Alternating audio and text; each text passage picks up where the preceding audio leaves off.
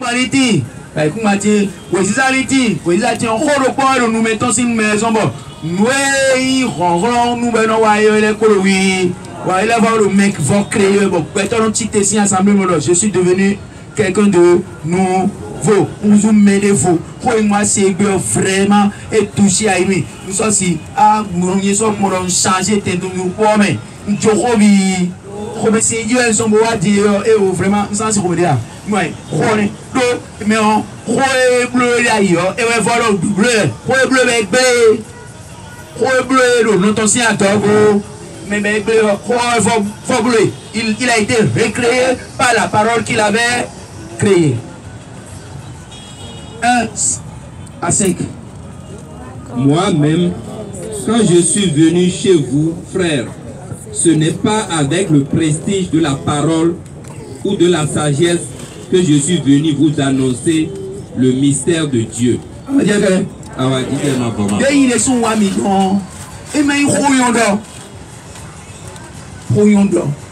prestige de la parole ou de la sagesse.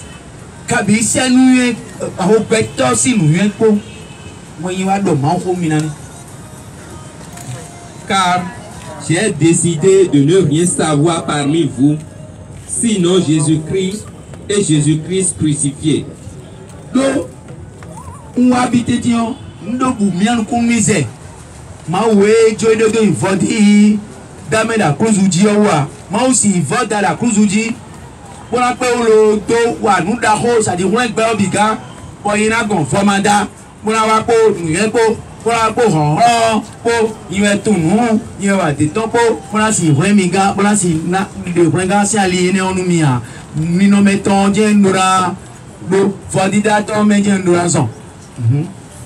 Aussi ai-je été devant vous faible, craintif et tout tremblant.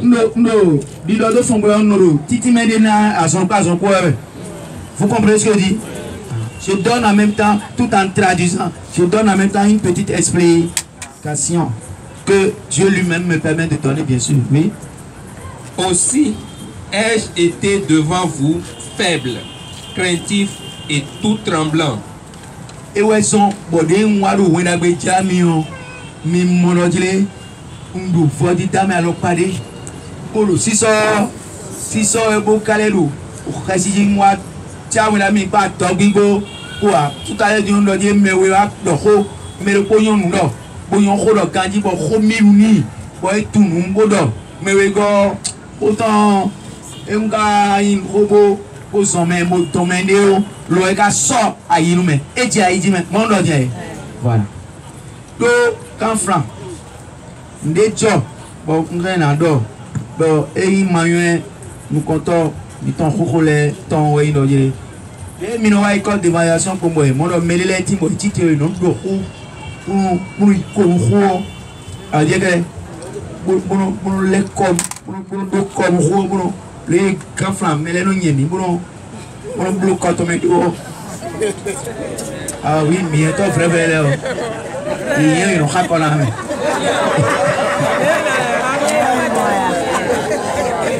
Ah il y a un village bon mais d'ailleurs il dit le couteau le couteau. Il y a un village bon sous caméra il y a mis. Pas vous allons finir en même temps mais on dit notre info ouais. Ça. Voilà, vous allez en même temps. Maman, elle a eu mieux YouTube. Ah, dis qu'elle est. Ah, donc il est tout le édité. Ah, bonjour les Cotonois. Je suis un villageois. Villageois édité. Ah, dis qu'elle est. Bon, mais il est là, école de variation, mettons, il et nous mettons, nos métiers. Il nous contrôle, il tout apprendre. Ah, mais là, il y a un bleu, il y a une animation, il y a une cité. Bon, ben, mais là, rien que sur ce critère-là. Et ça a été vraiment un fiasco. Il faut le dire pour que ça ne recommence plus et que ça nous serve de leçon à chacun de nous d'abord et à chacun des responsables. Et croyons d'or. Et ouais, mais mi tu mi da yo mi na ton ku no grabo no zero peto no quand au présentement, j'étais timide. Et timide, on est là. Timide. J'ai pas dit têtu. Nous couillons de même. Nous si couillons, ça m'a tient à de moi. Tu vois, boulot pour son mien. 32 les bien le présent. Alors, dire que na connu yo. Alors nous sommes. On deux cadeaux. Moi on est dans sommet. Non pas premier tour monde. Ah dire que j'ai besoin qu'on nous si ça ouais. Akuno ke ka so aso mi ne mbulo jire yin wa jawo gabiton bondo yin atmo kun siro men ko ano bonu me no asite da ile nu modo e kuno wa assemblée bono momi yo eno tu me lo hodo ya eno ro pe osiero o ba fleme no ku jabe je me je hodo yo me jo no mbo wale no lule eno wa ni ka hodo ka Grabo, prière non faut non d'abord, tu te moi. Fais partie de moi. Ancienne madame Zengwe. Oh, ça nous connaît la leçon ici finalement. Bon. Do moi si do ko men nous ko ha. Oui a mon nom nous. En franc. Oui a non rumi. Bon. O do e a do blo di non, petonado, me nous très moins loin, mais nous les quand moins. On doit voir une chaîne. Mais fais pas honte. Mais alors pourquoi moi me dire et ça à cause du dia.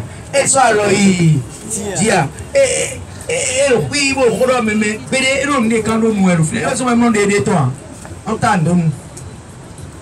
Kabino so ti la de do o yo nous gbe bon jijon di. Besoin non si non te pour de quoi il doit jijon on dit pe di we non jijon moi a ko do pétrole so mo ka jes ah au groupe de prière ici réunion très bleu pour le Saint-Jean il y a pas un modèle de groupe de prière au renouveau à cité Saint-Jean des groupe aussi groupe malo c'est quoi il va aller le bien le Saint-Jean pas pour moi mais le petit de comme dire et il y a un lien car vous pouvez citer mais il nous compte ton et mais le moyen mais Dieu le fidèle même bon je ne le mets bien bon mais bien quoi il pourrait dire oh il y a caméra il faut nous casser moi on dit que nous sommes moi viens tendre les demi-temps moi bien tout mis là nous demi-temps et c'est moi et qu'on dit doit bon considérer bon moi c'est non quand on donne coûter d'Haïti on va donner si vous voulez nous on si ton petit même il dit là do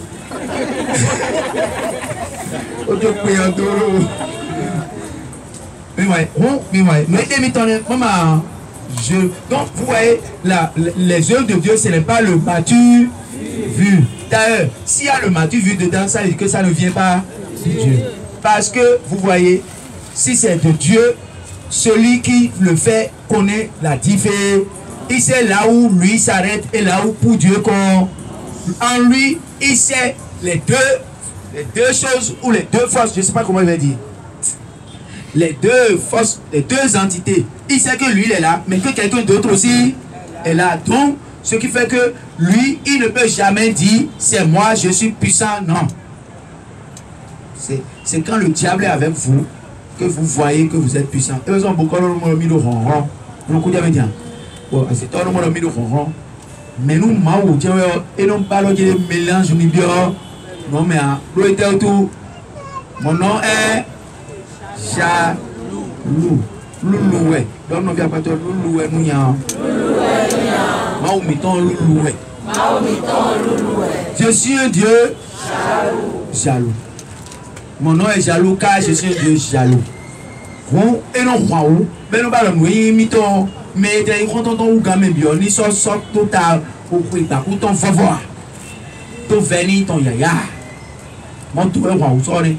Ouais, ouais, on a un mais son projet, tu es mais mon coup, il y a un ma fait dire ouais on met en tout on met en tout on zombie nous si bloque la glace si bloque la glace moi ma kai moi ni we tout ni we yonui compétence ti we no sombo no meri khre bo oui manu discours bleu bien-aimé du Seigneur, les textes que nous avons entendus aujourd'hui,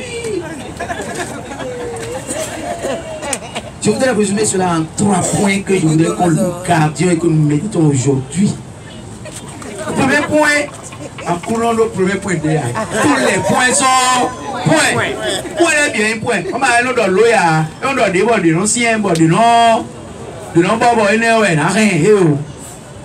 Ma omi to no wa nu to fo ya o gbe peto na mo lo je bon e do ko de ko ataji ko de itaji aton de me bi we ko mo ama pe ugbo nta ma ti to ma do bia ma enumerate de o bia si do de me do ko mo do je ma o ni da lo mi bo mi ni ta me do po o me a do je aton na ni ta me e te kwa yin bo ko to ma o do ya nu aton e do ni ta me de ko te se o ouais c'est l'audace.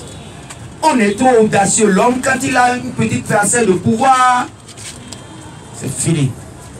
Il devient Dieu. Oui, je voudrais que nous méditons, nous retenons 2 choses. Oui, quand on a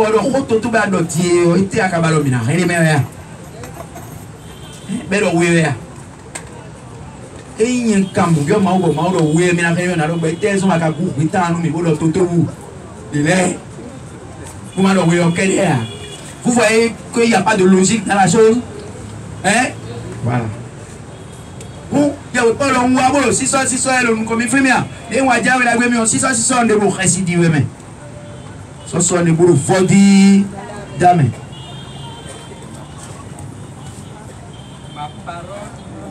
Ma parole et ma prédication n'avaient rien des discours persuasifs de la sagesse.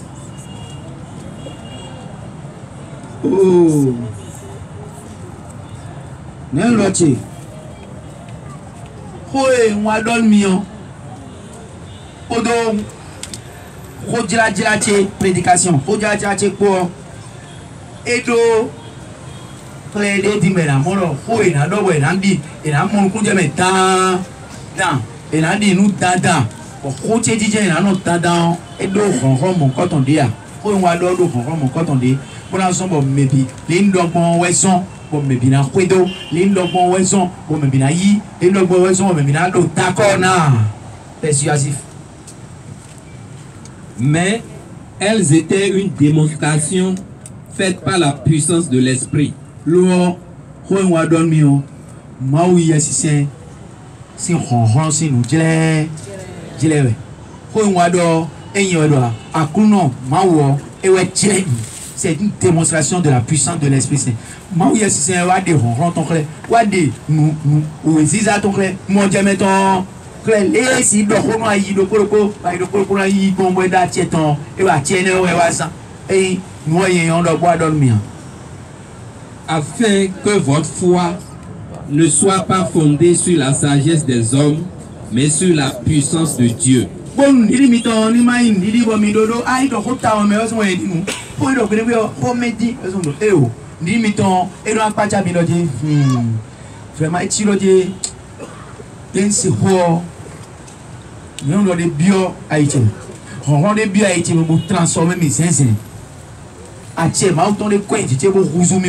Yeso mono huzu merevo si wende si wo huzu merevo bono ti unu kunche wene ino mon kunje mewe sombo ngwedo bi mon kunje me yae e si moi santon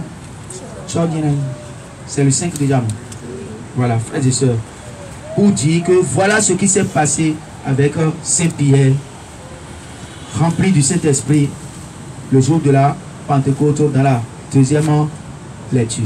Alors dire que nous étions de Pierre pour des tosi au Pentecôte mais yime dia si c'est yime le Pentecôte bebo wa wonu kon no eje gbe ne gbe ore e we so mo peto 3000 ndai won yan 3000 et le 300 hein 3000 ça dit que rôle des arbres On déjà quand il parlait de congrès, on 3 000. Parlait de congrès, on 3 000. On déjà 3 000 même. Au palais de congrès, il y a au terrain, il y a 3 000 places. Hein?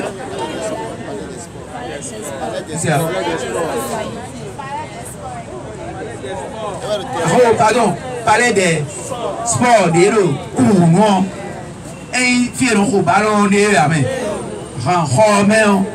3 000 places d'hommes, je crois, il y a 3 000 places. Donc, mais vous dites que vous Christian Moudje, Christ Goudo, et sous quoi Renago, oh, bon, Canflan, mais Noailly, chaîne, si c'est non, les tondis, le pour le port, mais la mort, ouais.